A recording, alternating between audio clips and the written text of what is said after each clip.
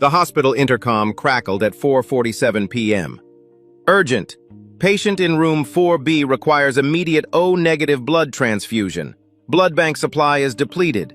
Any O-negative donor present in the facility, please report to the emergency intake desk immediately. Darius Cole heard it from the pediatric waiting room.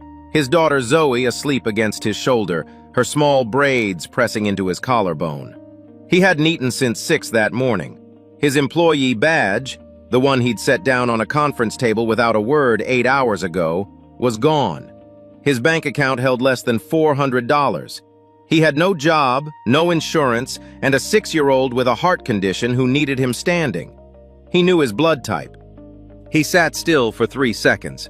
Then he looked at Zoe's face, the way her mouth fell open slightly when she slept, exactly the way her mother's used to.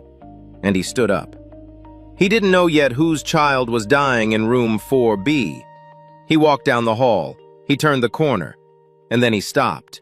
Because the woman leaning against the wall outside that room, both hands pressed over her mouth, shoulders shaking, was Catherine Hargrove, the woman who had fired him that morning. She hadn't seen him yet, and in the next few seconds, Darius Cole had to decide what kind of man he was going to be.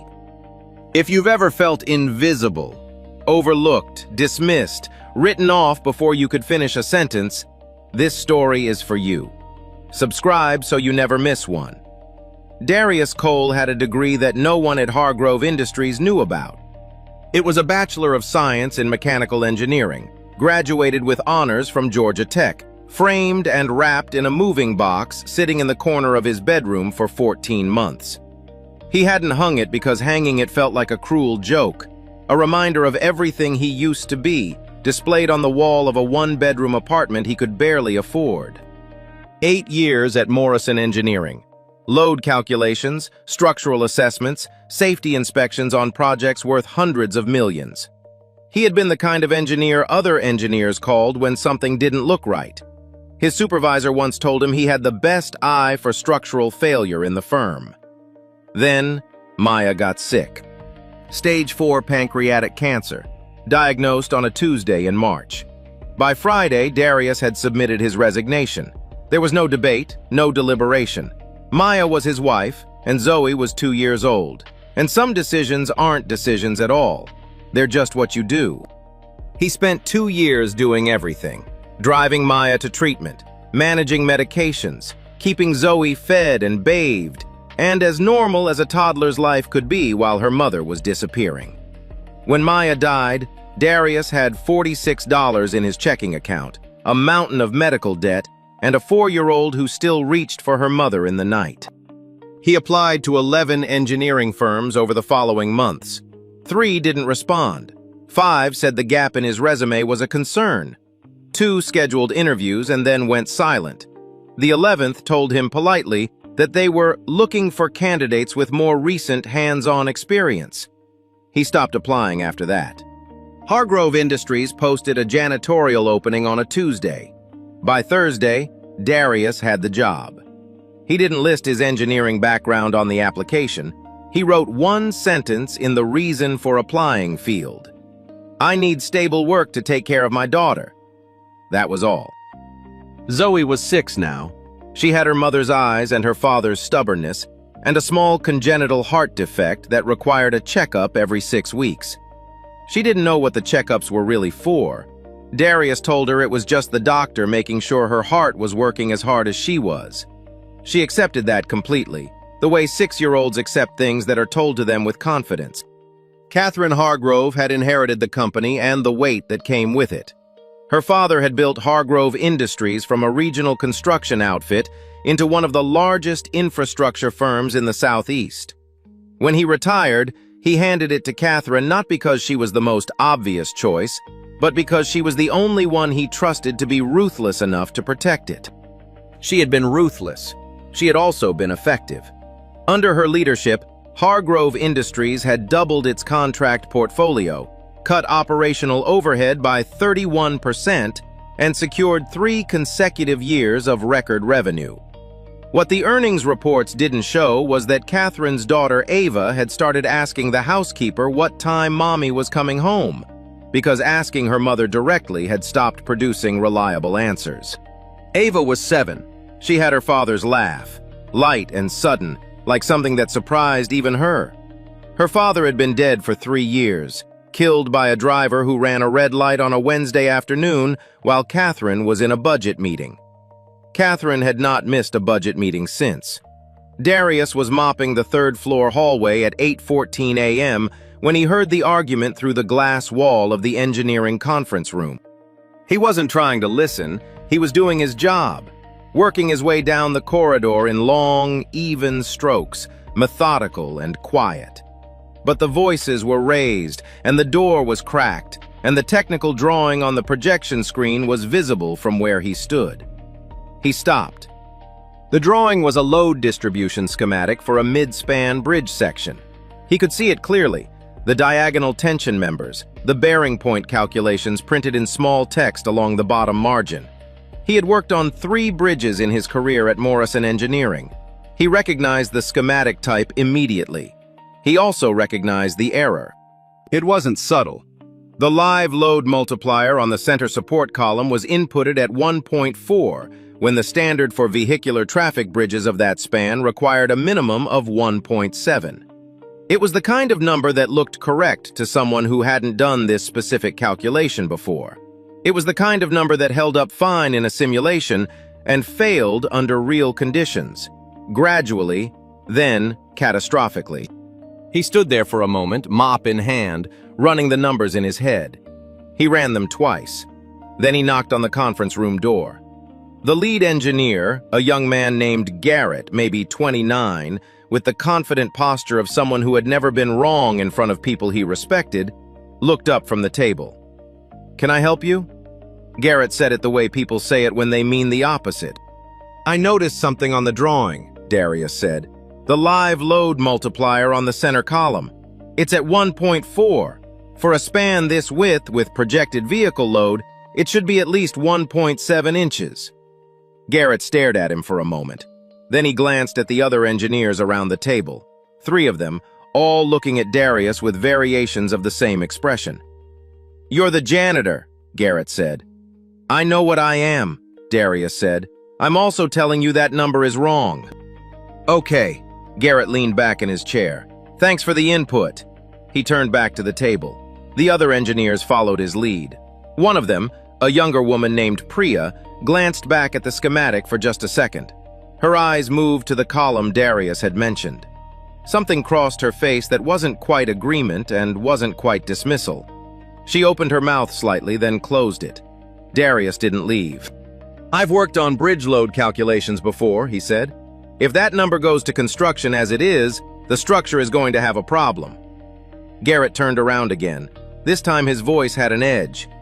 "I don't know what you think you understand about structural engineering, but this design has been reviewed by licensed professionals. I'd appreciate it if you let us work." "I'd appreciate it if someone checked the number," Darius said.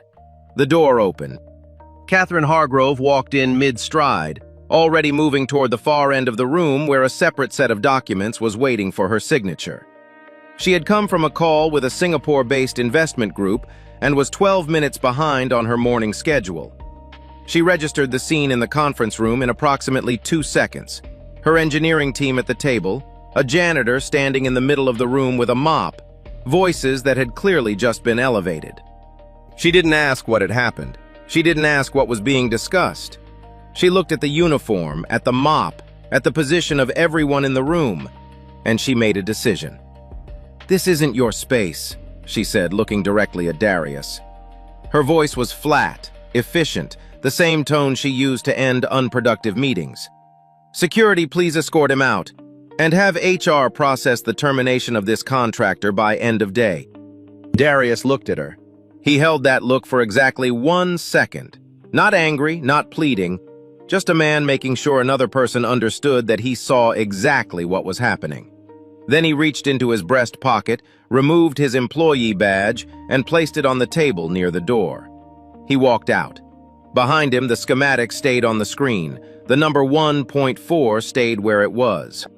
Priya stared at it for 3 full seconds after the door closed. Then Garrett called her name and she looked away. No one checked the number. The pediatric cardiology waiting room at Mercy General was the same as it always was. Pastel walls, a bin of worn picture books in the corner, a television mounted too high on the wall playing a nature documentary with the sound turned low. Darius had sat in this room 11 times over the past 2 years. He knew which chairs had armrests and which didn't. He knew the vending machine in the hall dispensed granola bars 2 at a time if you pressed the button firmly. He hadn't eaten one today. He hadn't eaten anything. Zoe was asleep against his shoulder, her small chest rising and falling steadily, her braids fanned out across his sleeve. He had done them that morning before school. 6 sections, parted clean, finished with the coconut oil Maya had always used. It was the one thing in his routine he refused to rush, no matter how early they needed to leave. He sat with his hands loose in his lap and ran the numbers the way he always did when things fell apart. Rent was due in 22 days. Zoe's medication, a low-dose beta blocker she took every morning with breakfast, would run out in 2 weeks. Her next cardiology appointment was in 4 days. Without insurance, a single specialist visit would cost somewhere between $400 and $600 out of pocket. He had $387 in his account. He didn't let himself spiral. He had learned in the years since Maya died that spiraling cost time and energy he couldn't afford. Instead, he just held the numbers the way you hold something heavy, not trying to put it down yet, just acknowledging the weight.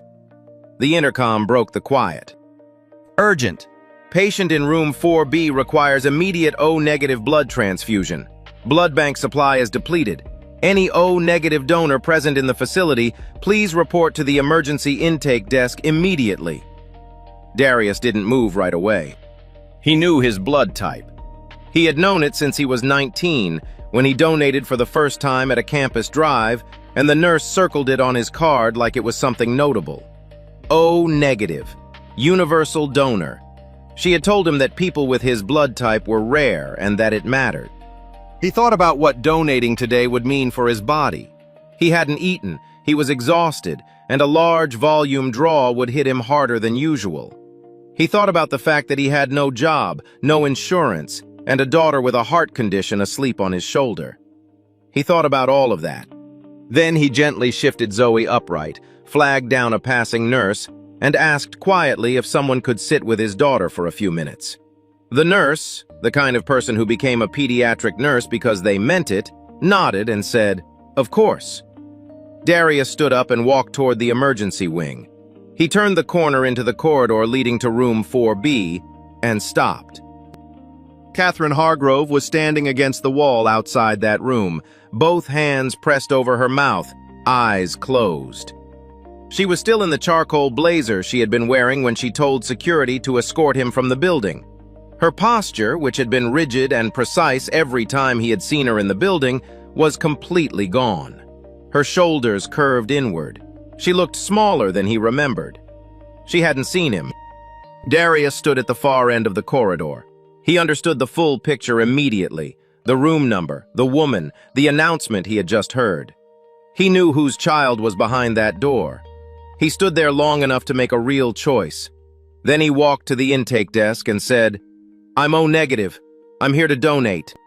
The intake nurse at the emergency donor desk was a compact man named Gerald, with reading glasses pushed up on his forehead and the calm, practiced efficiency of someone who had handled crises long enough that urgency no longer rattled him. He took Darius's information quickly, name, blood type, last donation date, and then looked up from his clipboard with an expression that was professional but direct. "I need to be upfront with you," Gerald said. "The volume we need is higher than a standard donation. The patient has experienced significant blood loss and our reserves are gone. We're asking for close to double the typical draw." "Okay," Darius said. "That means you're going to feel it. Lightheadedness, fatigue, possibly nausea. You'll need to stay for observation afterward. Minimum 2 hours. You shouldn't drive. You shouldn't do anything physically demanding for the next 24 hours. Gerald paused. "Do you have someone who can be with you and your daughter after? Someone who can drive you home?" There wasn't. There hadn't been another adult in their lives in a reliable way since Maya died. Darius had a cousin in Atlanta and a neighbor who sometimes watched Zoe in genuine emergencies, but calling either of them on short notice on a weekday afternoon was not a simple thing. "I'll manage," Darius said. Gerald looked at him for a moment, not skeptically, but with the kind of measured attention that comes from years of reading people under pressure. Then he set the clipboard down. "The observation period is not optional. You stay the full 2 hours, and if you experience any complications tonight, dizziness, chest tightness, shortness of breath, you come back in. Don't wait." "Understood." Gerald slid the consent form across the desk. Darius read it. He always read what he signed, and then picked up the pen. He signed his name at the bottom, Darius A. Cole. The same signature he had put on Zoe's school enrollment forms, on Maya's hospice paperwork, on the lease of the apartment he was now going to struggle to keep. He signed it knowing exactly what he was doing and exactly who he was doing it for. Down the hall, Zoe woke up. She looked around the waiting room, found the chair beside her empty, and turned to the nurse sitting nearby with a picture book open in her lap. "Where's my daddy?" Zoe asked. "He's helping someone," the nurse said. Zoe considered this with the seriousness that 6-year-olds apply to information they find important. "Is the someone sick?" "Yes." "Is Daddy going to make them better?" The nurse smiled. "He's trying to." Zoe nodded, apparently satisfied. She pulled her knees up to her chest on the chair and looked out the window at the parking lot below. After a moment, she said, quietly and to no one in particular, "Daddy's like a superhero." The nurse wrote it down on the notepad she kept in her scrubs pocket, the kind of thing you write down because you don't want to forget it. In the donor room, Darius lay back on the narrow bed and extended his left arm. The ceiling was white and unmarked. A machine beeped softly to his left. He felt the needle go in, the brief pressure of it, and then the slow pull that was almost imperceptible at first. He stared at the ceiling and breathed steadily. He had made his choice before he walked into this room. He wasn't second-guessing it now. Catherine had been standing in that hallway for nearly 40 minutes. She had called her assistant twice, once to cancel the investor debrief, once to say she didn't know when she'd be back, and both times had hung up before the assistant could ask follow-up questions. She had also called her mother, who was driving to the hospital now with Ava's stuffed elephant and a bag of things Catherine hadn't thought to pack because she hadn't been thinking clearly since the moment the school called. Ava had fallen down a flight of concrete stairs at the edge of the school's outdoor amphitheater during afternoon recess. A teacher had found her at the bottom. The school nurse had called 911 before calling Catherine, which meant Catherine had learned about it from a paramedic dispatcher, who read her the situation in clinical shorthand while Catherine stood in the Hargrove Industries parking garage with her car keys in her hand. She had driven to Mercy General at speeds she would never have permitted herself under any other circumstances. Now she stood in the corridor and waited, because waiting was the only thing left. The doctors had told her Ava needed blood immediately, that their O-negative supply was depleted, that they were putting out a call. They had said it with the careful, practiced calm of people trained to deliver unbearable information without flinching. Catherine had nodded as though she were absorbing it, but the truth was that after the word depleted, she had stopped processing language entirely. She pressed her back to the wall and closed her eyes and did something she had not done in a very long time. She prayed. Not elegantly, just the raw, wordless version of it, the kind that has no theology, only desperation. A nurse came out of room 4B at 5:22 p.m. "Mrs. Hargrove," the nurse's voice was measured but lighter than before. "We have a donor, O-negative. We're beginning the transfusion now. Ava is stable enough for the procedure." Catherine's knees almost went. She caught herself against the wall. "Who?" Her voice broke. She reset it. "Who is the donor?" The nurse gestured down the corridor. "He came to the desk about 20 minutes ago. He's in the donor room at the end of the hall." Catherine looked. The donor room had a narrow rectangular window set into the door. Catherine walked toward it slowly, the way you move when your body is still catching up to your emotions. She looked through the glass. The man on the bed had his left arm extended, a needle in the crook of his elbow, a thin tube running to the collection equipment beside him. He was wearing a white t-shirt. His face was turned slightly toward the ceiling. His eyes were open, calm, fixed on some point above him with an expression that Catherine could only describe as settled. Not peaceful exactly, but resolved. Like a man who had already done the hard part and was simply waiting for the rest of it to be over. She recognized him in the same instant she recognized his stillness. Darius Cole. She had last seen him 4 hours ago placing his employee badge on a conference room table without raising his voice. Catherine stood at that window and felt something she did not have a precise name for. Something that started in her chest and moved outward until it reached her hands, which were trembling slightly against the doorframe. It was not guilt exactly, though guilt was part of it. It was not shame exactly, though that was there too. It was the specific, disorienting sensation of seeing yourself clearly for the first time in a very long time, and not recognizing what you see. She thought about the conference room that morning, the way she had walked in and assessed the situation in 2 seconds. The uniform, the mop, the position of everyone in the room. She had not looked at his face long enough to read it. She had not asked a single question. She had made a decision the way she made all her decisions. Quickly, efficiently, based on the information she deemed relevant. She had not deemed him relevant, and he had come here anyway. He had walked into this hospital, seen her in that hallway, understood exactly who she was and whose child was in that room, and walked to the intake desk.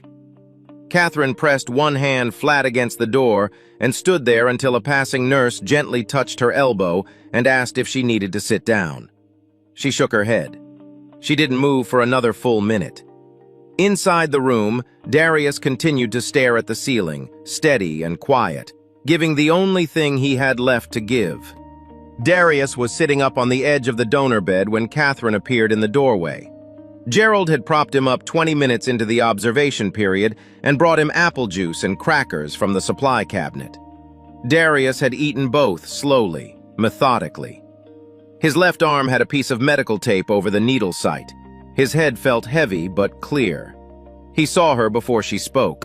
She stood at the threshold, still in the charcoal blazer, her composure partially reconstructed but not fully. Her eyes were red at the edges. She looked like someone who had been crying and had stopped and was now deciding what to do with the aftermath. "Mr. Cole," she said. "Miss Hargrove," he said.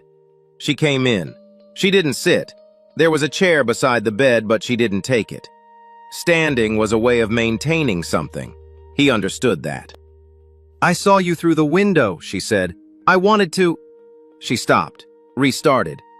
"I owe you an apology for this morning." Darius looked at her steadily. "Okay." The word landed flat and she heard it. She pressed forward anyway. "What I did was wrong. I didn't ask questions. I didn't give you a chance to explain. I looked at the situation and I made a decision that I shouldn't have made the way I made it. I'm sorry." Darius was quiet for a moment. Outside the room, the hospital moved, carts rolling, voices exchanging information, the soft percussion of a place that never fully stopped. "You're apologizing because you know I just donated blood to save your daughter," he said. "If I were a stranger, you wouldn't be standing here." Catherine didn't answer immediately, which was itself an answer. "Maybe," she said. "That's probably true, and I don't know how to make that better." "You can't make it better," Darius said, not harshly, just factually, the way he would have stated a load calculation. "What you can do is understand what your decision this morning actually cost, not as a number you can write a check for, as a real consequence for a real person." She went still. "Zoe has a heart condition," he continued. "Not severe, but she needs monitoring. She needs her medication refilled in 2 weeks. She needs to see the same doctor she's been seeing because he knows her case. Those are not optional things. Those are the things that were stable before this morning and are now not stable. That's what a 10-second decision made without a single question did to my daughter's life." Catherine sat down in the chair. She sat in it the way someone sits when they've stopped trying to maintain anything. Heavily, with both hands folded in her lap, her shoulders dropping. She looked at the floor for a moment, then she looked at him. "What do you need right now?" she said. "Tonight, practically." "Right now, I need to get my daughter home safely," Darius said. "And I need to know that when I figure out the next step, it's because I figured it out, not because someone handed me something to quiet their conscience." Before Catherine could respond, her phone buzzed. She glanced at the screen. Her jaw tightened almost imperceptibly. "You're bored?" Darius asked. She turned the phone face down on her knee. "It can wait." It was the first time all day she had said that about something from the office and meant it. Neither of them acknowledged it, but Darius noticed. Catherine left the hospital at 7:43 p.m. Ava was stable, sleeping in a monitored room with her stuffed elephant tucked under her arm and Catherine's mother sitting in the chair beside her. The doctor said Ava would need 2 days of observation, but the prognosis was good. The transfusion had worked, her color was back, her breathing was steady. Catherine drove home on autopilot, parked in the garage and sat in the car for 4 minutes without getting out. Then she went inside, opened her laptop at the kitchen table and called her assistant. "Pull the full personnel file on Darius Cole," she said. "Janitorial staff, terminated today. Send it to me in the next 10 minutes. The file arrived in 8. She read it the way she read contracts, systematically, nothing skipped.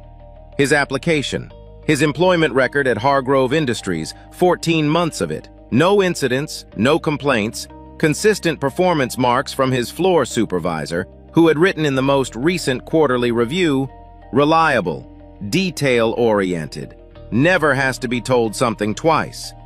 Then his prior employment history. Morrison Engineering, 8 years, senior mechanical engineer. The file included a reference letter that his Morrison supervisor had written unprompted when Darius applied. The letter was 3 paragraphs. The last sentence read, "Darius Cole is the most structurally intuitive engineer I have worked with in 22 years in this field. Any firm that has him is fortunate." Catherine read that sentence twice. Then she opened a separate window and pulled up the engineering file for the Caldwell Avenue Bridge project, the one Darius had tried to flag that morning. She forwarded the load distribution schematic to Nathan Briggs, an independent structural engineer she had used for third-party assessments on 2 previous projects. She marked the email urgent and asked for a same-night review of the center column calculations. Nathan's response came at 11:17 p.m. "Catherine, the live load multiplier on the primary center support is inputted at 1.4. For a vehicular bridge of this span classification, the minimum standard is 1.7. This is a significant error. If this goes to the concrete pour phase without correction, the structural integrity of the mid-span section will be compromised under real traffic load conditions. Failure probability under full capacity load is not negligible. Who flagged this? They may have just saved the project." Catherine set her phone down on the kitchen table. She sat in the silence of her house. The good kitchen, the expensive silence, the life that her title and her decisions had built. And she felt the full weight of the day arrange itself into something she could no longer manage in pieces. Darius Cole had walked into that conference room at 8:14 in the morning and tried to prevent a structural failure that could have killed people.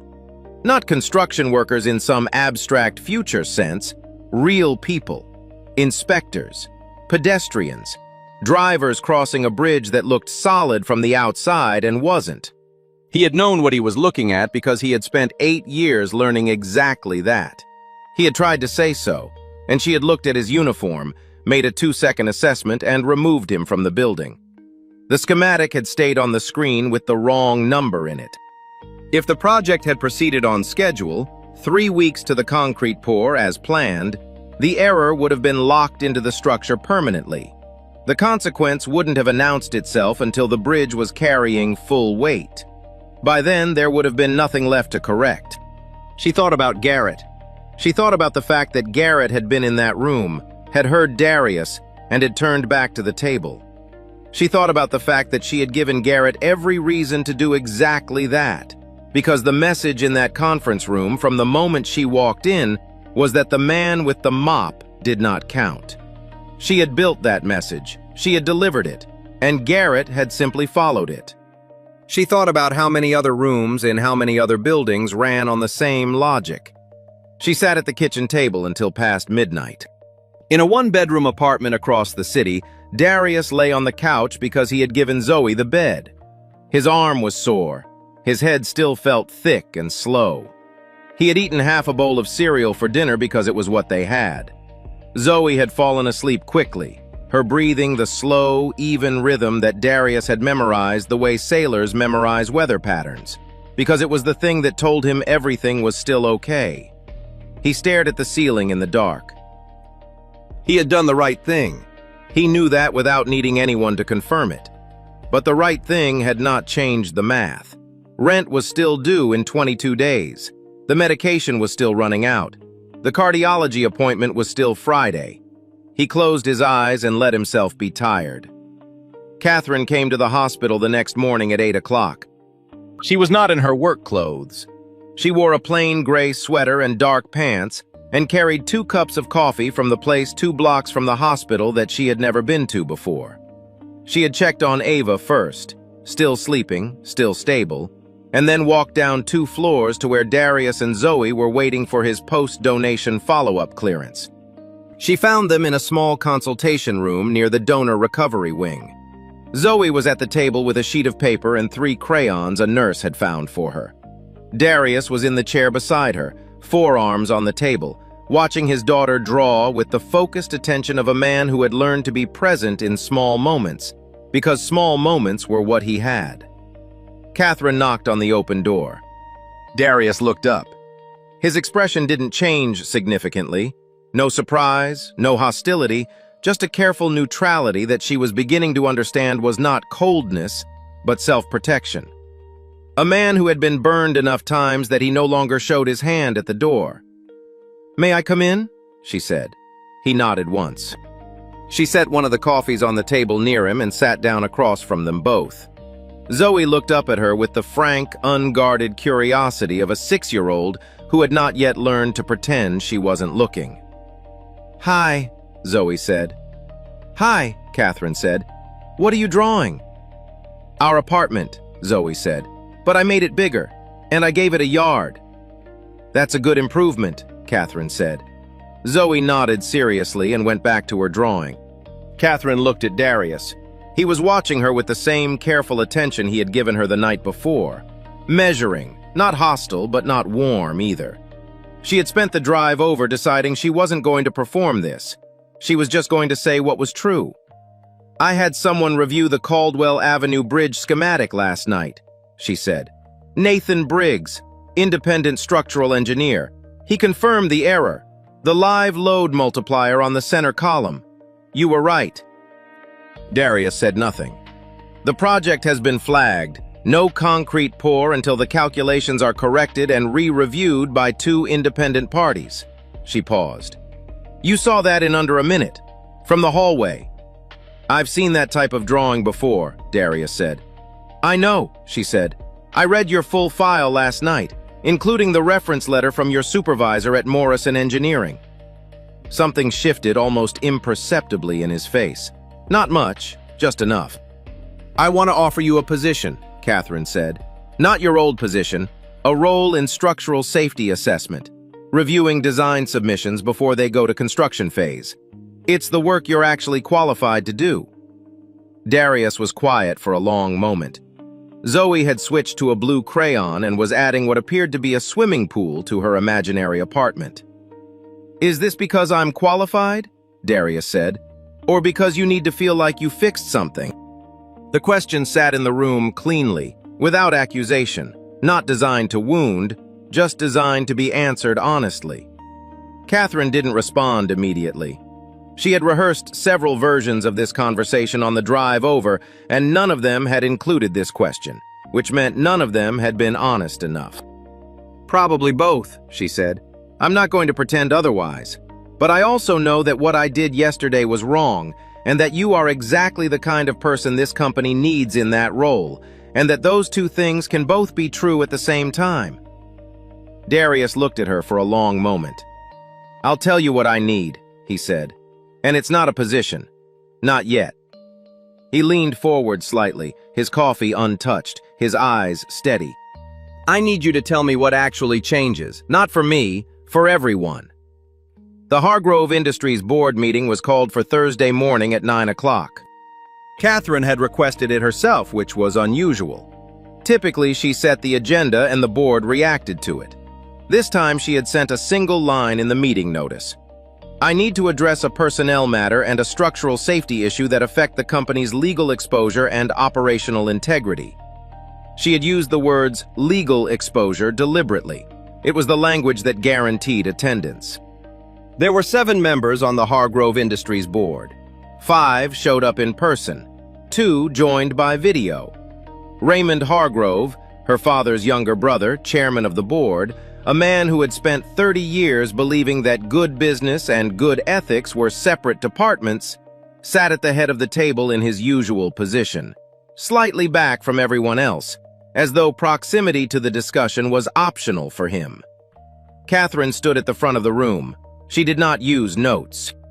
"On Monday morning, I terminated a janitorial employee named Darius Cole without cause, without investigation, and without giving him the opportunity to speak. I made that decision in under 10 seconds, based on what he looked like and where he was standing. That was wrong, and I'm telling you directly because I'm not interested in managing how this information moves through the company." The room was quiet in the specific way that rooms go quiet when people are recalibrating. Raymond's expression was unreadable. He had the particular stillness of a man deciding which kind of response would cost him least. Catherine clicked to the first slide. Nathan Briggs's engineering assessment filled the screen. The flagged schematic, the incorrect multiplier, the written conclusion in plain language. Darius Cole is a licensed mechanical engineer with 8 years of structural experience. He identified this error from the hallway. He tried to report it. I had him removed from the building before he could finish a sentence. She paused. If the Caldwell Avenue project had proceeded to the concrete pour phase on its original schedule, we would be looking at a structurally compromised bridge. The liability exposure from that outcome, legal, financial, reputational, would have been severe. The human cost would have been worse. One of the board members, a woman named Diane who handled risk assessment, leaned forward and looked at the schematic more carefully. Her expression had shifted from polite attention to something sharper. Raymond cleared his throat. "Catherine, what exactly are you proposing here?" "I'm proposing we bring Darius Cole back in a role commensurate with his actual qualifications. Structural safety assessment. I'm also proposing we address how Garrett's team handled his report. A senior engineer dismissed a legitimate structural warning because of who delivered it. That is a process failure, not just a personnel one, and it needs to be treated as such." Raymond's expression shifted slightly. He hadn't expected her to name Garrett. "Beyond that," Catherine continued, "I'm proposing we use this situation as the starting point for a review of how we handle employee safety reports, how we process terminations, and how we ensure that the people closest to the work have a real mechanism for flagging problems without fear of retaliation." Raymond tapped the table lightly with 2 fingers. His tell, the gesture he made when he was deciding how to reframe something. "You're talking about a significant operational overhaul based on one incident involving a janitor."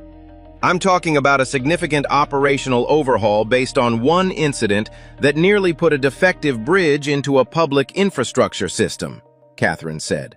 "The fact that the person who caught it was wearing a janitorial uniform is the reason we almost missed it. That's the point." Diane spoke without looking up from the schematic. "What's the current status of the Caldwell project?" "Halted pending corrected calculations and independent re-review." "That's the right call," Diane said. She looked at Raymond. "The liability picture here is not ambiguous." Raymond was quiet. The 2-finger tap again, then, "And the engineer, Garrett, what are you recommending?" "Mandatory retraining on safety reporting protocols, a formal note in his personnel file, and a clear signal to every team lead in this company that dismissing a structural concern, regardless of who raises it, is grounds for review. Catherine looked at Raymond directly. This isn't about punishing one person. It's about making sure the same decision doesn't get made again tomorrow by someone else. Raymond leaned back. He looked at Diane. Diane looked at the schematic. The room held its position for a long moment. "You're asking us to approve the reinstatement and the policy review," Raymond said finally. "I'm informing you that I'm moving forward on both," Catherine said. "I'm presenting it to the board because transparency is appropriate, not because I'm asking for permission." One board member voted against. The rest approved. Not unanimously out of conviction, Catherine knew, but because the engineering report on the screen was too clear to argue with on practical grounds. She accepted it. A split vote was still a vote. Real change, she had come to understand in the past 48 hours, did not arrive cleanly.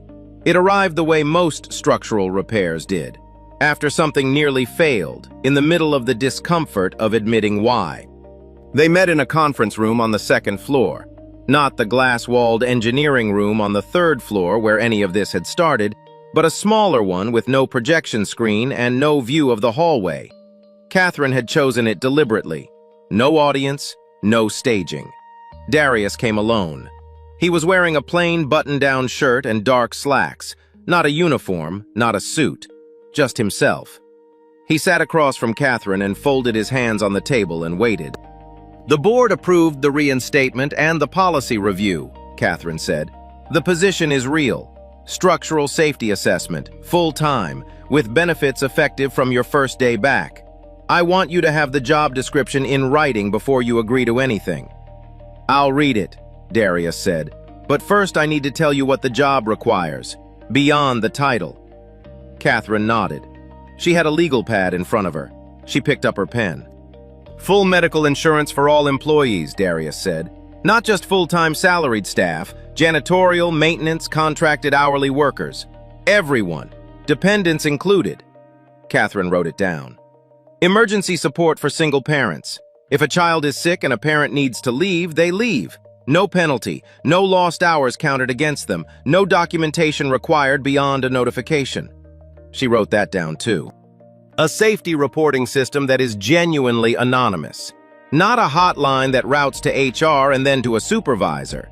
An independent third-party channel where anyone, at any level, can flag a structural or safety concern without their name attached. And a mandatory review process with a documented response timeline." "Agreed," Catherine said without pausing. "Termination review. Any termination that happens within 24 hours of the initial incident requires a second sign-off from someone outside the direct chain of command. One person cannot end someone's livelihood in 10 seconds. Catherine's pen slowed slightly on that one, not in resistance, in recognition. "Agreed," she said. "And one more thing." Darius looked at her directly. "No program named after me, no press release about what happened. No story where I'm the symbol and you're the CEO who learned something. What happened between us is between us. The changes are for everyone. They don't need my name on them to be real." Catherine set her pen down. "I understand," she said. "That's how it'll be." Darius looked at her for a moment. Then he picked up the job description she had slid across the table and began to read it. He read the whole thing. It took 9 minutes. He asked 2 clarifying questions about the scope of his review authority and whether his assessments could independently halt a project phase. Catherine answered both directly, yes and yes. He signed at the bottom. 6 weeks later, Darius Cole badged into Hargrove Industries at 7:58 a.m. through the main entrance. His new employee card read, Darius Cole, Structural Safety Engineer. He rode the elevator to the 4th floor, which he had never been to before, and found his office, a real one, with a door and a window that looked out over the east side of the city. On his desk was the Caldwell Avenue revised schematic, corrected and resubmitted by the engineering team for his independent review before the project resumed. It was the first thing waiting for him. He sat down, opened the file, and started reading. The Caldwell Avenue Bridge broke ground on a corrected foundation 6 weeks after that. The center column load multiplier read 1.7. Every calculation had been independently verified. The project proceeded on a revised timeline without incident. Zoe's cardiology appointment that Friday had gone well. Her heart, the doctor said, was doing exactly what it was supposed to do. She had celebrated by asking her father for pancakes for dinner. Not a nutritionally sound dinner, but Darius made them anyway, with blueberries, because some things matter more than nutritional soundness. She ate 3 and fell asleep on the couch before 7, her breathing slow and even in the quiet apartment. Darius sat beside her and didn't turn the television on. He just sat in the stillness and let himself feel, for the first time in a long time, that the ground under them was solid. Catherine sat in her office on a Thursday afternoon with Ava beside her at the small table that had appeared in the corner of the room sometime in the past 3 weeks. Ava was drawing something elaborate involving horses and what appeared to be a space station. Ava looked up. "Mom, is Mr. Cole our friend?" Catherine looked at her daughter. The brow, the angle of the jaw, the way she tilted her head when she was waiting for an answer, all of it her father's. "He's someone who reminded me of something important," Catherine said. "What did he remind you?" Catherine thought about a hallway outside room 4B. She thought about a personnel file with 1 sentence in the application field. She thought about a man who had every reason to walk away and didn't. "That I wasn't paying enough attention," she said. Ava nodded as though this were a reasonable and complete answer, which Catherine supposed it was. She turned back to her work. Ava turned back to her horses and space station. Outside the window, the city continued. Cranes moving, structures rising, the slow and patient work of building things that were meant to hold.